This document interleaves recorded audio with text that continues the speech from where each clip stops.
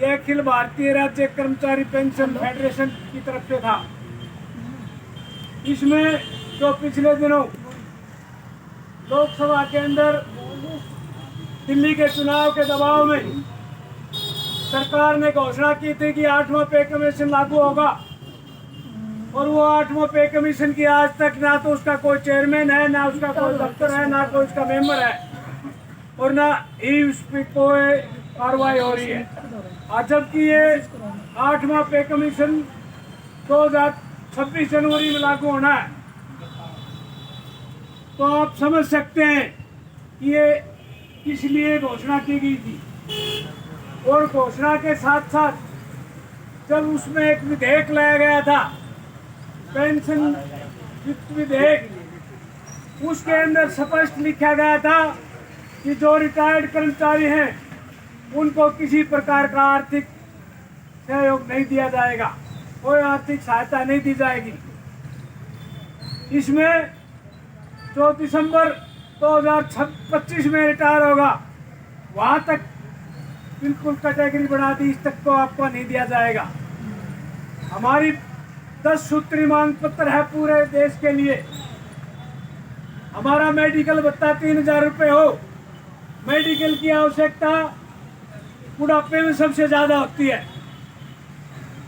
इसलिए 3000 रुपये मेडिकल भत्ता हो और ओपन मेडिकल हो, जो कैशलेस की सुविधा बोलते हैं।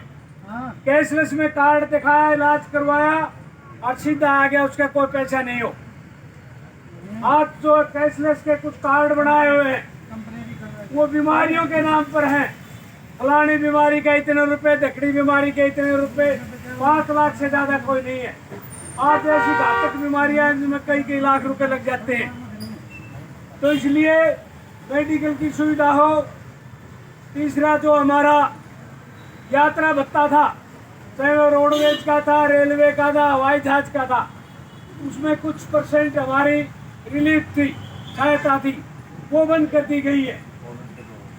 कोविड के जो धरना लेके उसके अंदर बंद कर दी गई, और कोविड के अंदर हमारा 18 महीने का डीए बंद कर दिया, वो आज तक नहीं दिया गया है। इसलिए हमारी जो डिमांडें हैं, हमारी जो विधवा पेंशनर हैं, उनको भी एलटीसी की सुविधा दी जाए। उनको एलटीसी की सुविधा नहीं दी जा रही है। और जो हमारी कॉम्पिटिशन है उसकी सही मायने में 10 साल 8 महीने में पूरा हो जाता है। आज ये तरह तरह के ऑब्जेक्शन लगा के बहाने बना रहे हैं, आपको ये साइन किया था, वो साइन किया था।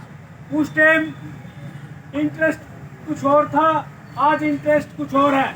इसलिए कैलकुलेट करने पर 10 साल और 8 महीने में पूरा हो जाता है। तो ये हमारा 10 साल 8 महीने में पूरा होना चाहिए। इस तरह के अनेकों हमारी मांगे हैं। उसके साथ साथ निजीकरण छटनी, कच्ची भर्ती बंद हो, पक्की भर्ती हो। एनपीएस, यूपीएस, ओपीएस का मामला है। आज सरकार कह रही है कि ओपीएस चुनो, एनपीएस छोड़ो या यूपीएस चुनो। ओपीएस का तो मतलब ही नहीं है, तो उसमें बहुत खतरनाक है। पैक आना चाहती है सरकार यूपीएस के नाम पर। इसलिए हमारी जो नए साथी हैं एनपीएस के, उनसे भी अपील है कि वो भी हमारे आंदोलनों में सहयोग करें, हम उनके आंदोलनों में सहयोग करेंगे। तो वो बंद करके पुरानी पेंशन स्कीम सभी पर लागू हो, कोई हो चाहे इस पर। इस तरह जो कच्चे कर्मचारी हैं, आज जो HKRN के अंदर लगा रखे हैं, पिछले दिनों घोषणा की थी कि आपकी सेवा सुरक्षा की गारंटी है, आपको 58 साल तक कोई हटाया नहीं जाएगा। तो आप भली बात भी जानते हैं, आपने देखा भी है। ये तो HKRN के हैं। हमारे पीटीआई 10 साल के रेगुलर थे, वो हटा दिए, ट्राइंग के हटा दिए। खेल कोटे से डी क्लास में लगाए थे, वो हटा दिए, और अनेकों प्रकार के कर्मचारी हटा दिए, MITC वगैरह बंद कर दी। इसी तरह जो HKRN में अब हमने एक बड़ा सर्व कर्मचारी संघ और दूसरे संगठनों में मिलकर एक बहुत बड़ा प्रदर्शन कराया था कुरुक्षेत्र के अंदर। उसके दबाव में जो एजुकेशन में थे वो साथी तो दोबारा ले लिए जो दूसरे विभागों में थे। हमारी जानकारी में यादागिरी में 91 साथी इरिगेशन के आज भी हटाए हुए हैं, वो नहीं लिए गए। कहाँ गई वो सेवा सुरक्षा की गारंटी?